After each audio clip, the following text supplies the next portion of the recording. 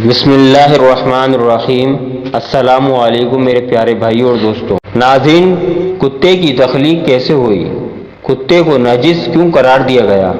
رسول اللہ صلی اللہ علیہ وآلہ وسلم نے گھر میں کتا رکھنے سے کیوں منع فرمایا؟ جس گھر میں کتا ہو اس گھر میں فرشتے کیوں نہیں داخل ہوتے؟ کتے میں وہ کون سی 10 صفات پائی جاتی ہیں جن میں سے کوئی ایک انسان اپنا لے تو ولی بن جائے؟ دنیا میں کتوں کی کتنی نسلیں پائی جاتی ہیں اور کتے اذان کی آواز سن کر کیوں روتے ہیں؟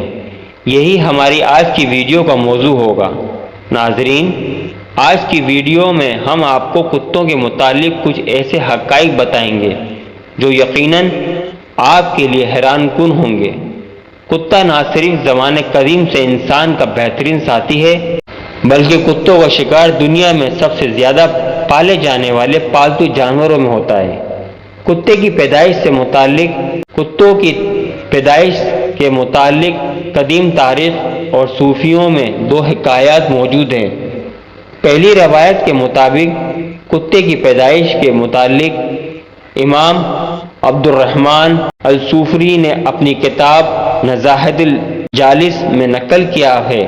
جب حضرت آدم علیہ السلام کی تخلیق اللہ تعالیٰ نے فرمائی اور تمام فرشتوں کو حضرت آدم علیہ السلام کو سجدہ کرنے کا حکم دیا گیا تو اس وقت شیطان جو کہ فرشتوں کا ساتھی تھا اس نے اس سجدے سے نہ صرف انکار کیا بلکہ اس وقت اس نے حضرت آدم علیہ السلام کے پتلے پر تھوک دیا تھا جو کہ حضرت آدم علیہ السلام کے پیٹ پر جا کر گرا تھا، جس پر اللہ تعالیٰ نے حضرت جبرائیل علیہ السلام کو حکم دیا تھا کہ حضرت آدم علیہ السلام کے پیٹ سے اس تھوک والی مٹی کو ہٹا دو۔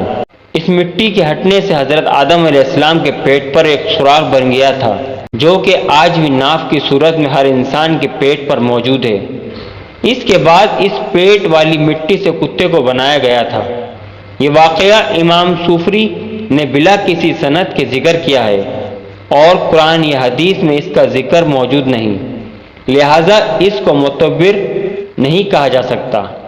دوسری حکایت نور المبین نامی کتاب میں موجود ہے جس میں حضرت علی رضی اللہ عنہ نے اپنے پیارے نبی کریم صلی اللہ علیہ وآلہ وسلم سے دریافت کیا کہ کتوں کو کیوں پیدا کیا گیا اور انسان کو اس کو اپنے گھر میں رکھنے سے کیوں منع کیا گیا؟ تو اس کے جواب میں نبی کریم صلی اللہ علیہ وآلہ وسلم نے فرمایا، حضرت آدم علیہ السلام اور بی بی حوا کو اللہ تعالیٰ نے زمین پر بھیجا تھا تو وہ دونوں خوف سے ایک پرندے کی مانند کانپ رہے تھے۔ اس وقت شیطان دنیا کے دیگر درندوں کے پاس گیا تھا اور اس سے کہا کہ تم لوگ آ کر ان معصوم پرندوں جیسے کمزور لوگوں کو کھا لو۔ درندوں کو پکارتے ہوئے شیطان کے منہ سے کف جاری ہو گئی تھی۔ اس تھوک سے کتوں کو تخلیق کیا گیا۔ یہی کتے اس کے بعد انسانوں اور ان درندوں کے بیچ اللہ تبارک و تعالیٰ کے حکم سے آ گئے تھے اور انہوں نے انسانوں کو بچا لیا تھا۔ بخاری شریف کی حدیث نمبر 3227 اور مسلم شریف، سنن ابو داؤد، مسند احمد سمیت دیگر حدیث کی کتب میں ام المومنین حضرت سیدہ میمونہ رضی اللہ عنہا سے روایت بیان کی جاتی ہے کہ ایک بار رسول اللہ صلی اللہ علیہ وآلہ وسلم بیدار ہوئے تو غمگین اور خاموش تھے۔ میں نے پوچھا، یا رسول اللہ صلی اللہ علیہ وآلہ وسلم کیا بات ہے؟ آپ کی کیفیت بدلی ہے؟ فرمایا، حضرت جبرائیل علیہ السلام نے رات کو آنے کا وعدہ کیا تھا پر نہیں آئے۔ پورا دن اسی طرح گزر گیا، پھر آپ کو یاد آیا کہ ہمارے بچھونے کے نیچے کتے کا ایک بچہ ہے۔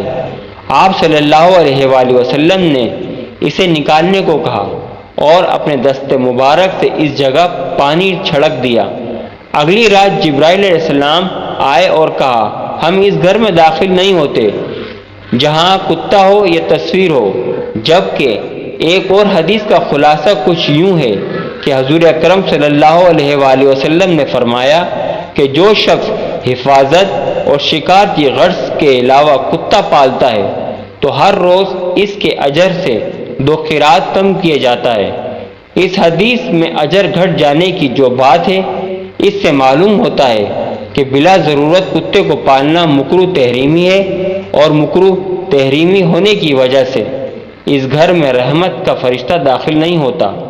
کتا ایک نجس جانور ہے جو مردار کھاتا ہے۔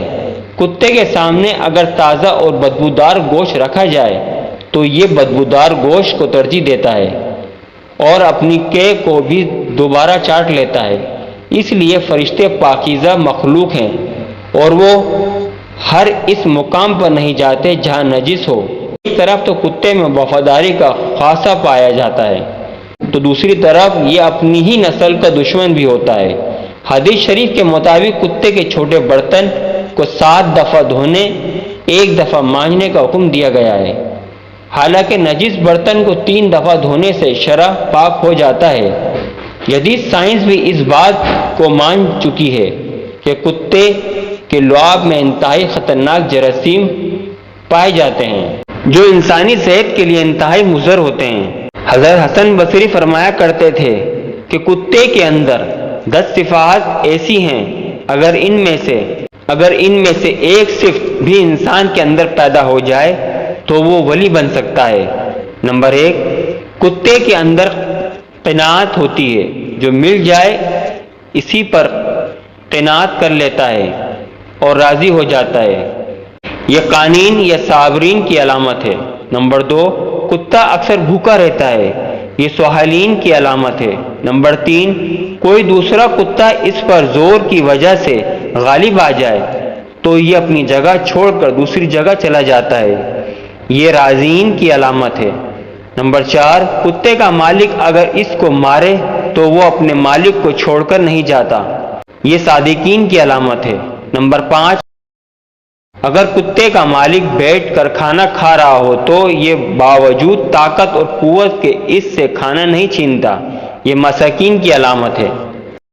نمبر 6، جب مالک اپنے گھر میں ہو تو یہ دور جوتوں کے پاس جا کر بیٹھ جاتا ہے، اپنی جگہ پر راضی ہو جاتا ہے، یہ متوازین کی علامت ہے۔ نمبر 7، دنیا میں رہنے کے لیے اس کا کوئی اپنا گھر نہیں ہوتا، یہ متوکلین کی علامت ہے۔ نمبر 8، رات کو یہ کم سوتا ہے، یہ محبین کی علامت ہے۔ نمبر 9، اگر اس کا مالک اس کو مار لے تو یہ تھوڑی دیر کے لیے دور چلا جاتا ہے، اور اس کا مالک اس کو دوبارہ روٹی ڈالے تو یہ دوبارہ آ کر کھا لیتا ہے، اس سے ناراض نہیں ہوتا، یہ خاشعین کی علامت ہے۔ نمبر 10، جب مرتا ہے تو اس کی کوئی میراث نہیں ہوتی، یہ زاہدین کی علامت ہے۔ ناظرین، یہ تمام علامتیں حضرت حسن بصری رحمۃ اللہ علیہ فرمایا کرتے تھے۔ ناظرین، کتے اذان کی آواز سن کر کیوں روتے ہیں؟ آپ نے بھی مشاہدہ کیا ہوگا، جیسے ہی فجر کی اذان ہوتی ہے تو اکثر اوقات کتے اذان کے ساتھ رونے جیسی آوازیں نکالتے ہیں اور آسمان کی جانب منہ کر کے روتے ہیں۔ بعض اوقات کتے فجر کے علاوہ باقی اذانوں کے ساتھ بھی ایسی ہی آوازیں نکالتے ہیں۔ اکثر لوگوں کے ذہن میں یہ سوال پیدا ہوتا ہے اور وہ یہ سوال پوچھتے بھی ہیں کہ کتے ایسا کیوں کرتے ہیں؟ روایت میں یہ بات ملتی ہے کہ رات کے اوقات میں اکثر شیاطین اور شیطانی جنات وغیرہ اس کائنات میں گھومتے پھرتے رہتے ہیں، اور ان کا یہ گھومنا رات کو ہی ہوتا ہے، اور جیسے ہی مؤذن فجر کی اذان کے لیے اللہ اکبر کی آواز بلند کرتا ہے تو یہ شیاطین اس آواز کو سنتے ہی بھاگنے لگتے ہیں۔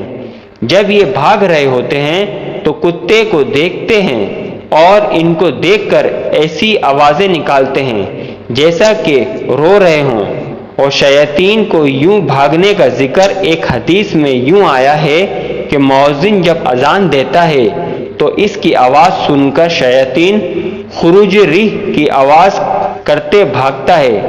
یاد رہے کہ انسانی نظر سے اللہ نے بہت سی باتوں کو پوشیدہ رکھا ہے، لیکن بعض جانوروں میں یہ طاقت رکھی ہے کہ وہ ان چیزوں کو دیکھ سکتے ہیں۔ مثلاً عذاب قبر کی بات کی جائے تو اس کے بارے میں بھی روایت ہے کہ مردے کی چیخ و پکار کی آواز کو انسان اور جنات کے علاوہ باقی مخلوقات بھی سنتی ہے، اور کتا بھی انہی جانوروں میں سے ہے جو کہ جنات اور شیاطین کو دیکھتا ہے، اسی لیے یہ ان کو دیکھ کر ایسی آوازیں نکالتا ہے۔ دنیا بھر میں اس وقت کتوں کی 400 نسلیں موجود ہیں اور ایک اندازے کے مطابق 40 کروڑ سے زیادہ تعداد میں کتے موجود ہیں۔ اگر میری آپ کو ویڈیو اچھی لگے تو پلیز میرے چینل کو سبسکرائب کریں، لائک کریں اور شیئر کریں۔